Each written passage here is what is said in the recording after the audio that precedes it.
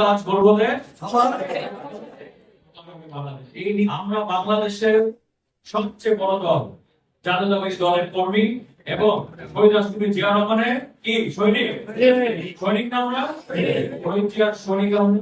আমরা চাই আমাদের মহান স্বাধীনতা শহীদ রাষ্ট্রপতি জিয়া রহমান যেভাবে তার ইচ্ছা ছিল বাংলাদেশকে একটি আধুনিক রাষ্ট্র গড়ার জন্য, সেইভাবে আমাদের এখন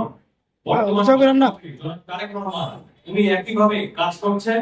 আমরা সবাই দোয়া করবো আল্লাহ তাআলা জানি আমাদের শহীদ রাষ্ট্রপতি জিয়া রহমানকে ভেস্তে রাখেন করেন এবং আমাদের মাননীয় প্রধানমন্ত্রী জনাব তারেক রহমান তার যে ইচ্ছা বাংলাদেশকে সবার আগে এগিয়ে নিয়ে যাওয়ার জন্য, সেই জন্য আপনারা সবাই সহযোগিতা করবেন। ঠিক আছে, আপনারা সবাই দোয়া করবেন শহীদ রাষ্ট্রপতি জিয়া রহমানের আত্মার মাগফিরাত কামনা করে।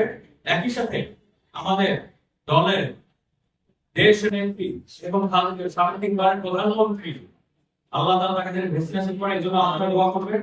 একই সাথে জনাব আরাফাত রহমান চৌধুরী তিনি ইন্তেকাল করেছেন, তার জন্য সবাই দোয়া করবেন। ঠিক আছে, আজকে আমাদের কেরানীগঞ্জ ঢাকা 2 আসনে 90টি ওয়ার্ড আছে, তাই না? 90টি ওয়ার্ড আছে, কিন্তু আমাদের ঢাকা 2 আসনে 200টি স্পটে আজকে শহীদ রাষ্ট্রপতি জিয়া রহমান সালাত বার্ষিকী পালন করা হচ্ছে। এই জন্য যারা যারা আপনারা আয়োজন করেছেন তাদেরকে সবাইকে ধন্যবাদ জানাচ্ছি এবং সবাই দোয়া করবেন আমাদের শহীদ রাষ্ট্রপতি জিয়া রহমান আল্লাহ তাআলা তাকে ভেস্তে রাখেন। একই সাথে আপনারা সবাই জানেন যে এই যে রেমিটেন্সের কথা হয় না, রেমিটেন্স জিনিসটা কিন্তু আছে টাকাটা, এই যে রেমিটেন্স বিদেশে লেবার পাঠানো, লেবার মিনিস্ট্রি, এগুলো সব কিন্তু শহীদ রাষ্ট্রপতি জিয়া রহমান চালু করে দিয়ে গেছিল। এই যে গার্মেন্টস আজকে কি অবস্থা, বাংলাদেশকে দ্বিতীয় সারিতে আছে বিশ্বের, এই গার্মেন্টস শিল্প কিন্তু আমাদের শহীদ রাষ্ট্রপতি জিয়া রহমান চালু করে দিয়ে গেছিলেন। খাল খনন কর্মসূচি চালু করে দিয়ে গেছিলেন, 17 বছর অবহেলিত হয়ে গেছে, বাংলাদেশে খেয়াল রাখে নাই কেউ। আজকে আমাদের মাননীয় প্রধানমন্ত্রী একই পথে হাঁটছে, জনাব তারেক রহমান খাল খনন কর্মসূচি শুরু করেছেন, ফ্যামিলি কার্ড বিতরণ করা শুরু করেছেন, ইমাম মুয়াজ্জিন খতিবদের জন্য, পরিহারদের জন্য সম্মানিত ভাতা দেওয়া শুরু করেছেন।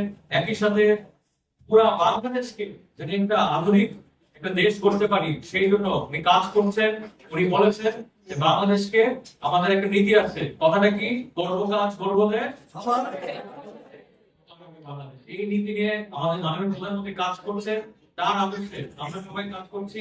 আমরা সবাই সহযোগিতা করবেন যেন আমরা আমাদের কেরানীগঞ্জ ঢাকা দেশকে একটি সন্ত্রাস মুক্ত, মাদক মুক্ত, নারীত্ব মুক্ত, চাঁদাবাদ মুক্ত, ভূমিদখল মুক্ত একটি উন্নত শিক্ষিত এলাকা করতে পারি। ঠিক আছে, সবার সমাজকে কামনা করছি। একসাথে আমাদের মাননীয় সংসদ সদস্য জনাব মাহমুদুল আহমদ সাহেব যে প্রতিশ্রুতি দিয়েছে যে কেরানীগঞ্জ ঢাকা দেশকে আধুনিক সিরিজে রূপান্তরিত করার জন্য, সেই জন্য 17 বছর যে অবহেলিত ছিল আমাদের কেরানীগঞ্জ ঢাকা বিকাশন, আপনাদের সবাই মিলে আমাদের এলাকা, আমাদের এই কেরানীগঞ্জ ঢাকা বিকাশনকে উন্নত এলাকা করতে পারি, সেই জন্য আপনারা সবাই সহযোগিতা করবেন। ঠিক আছে।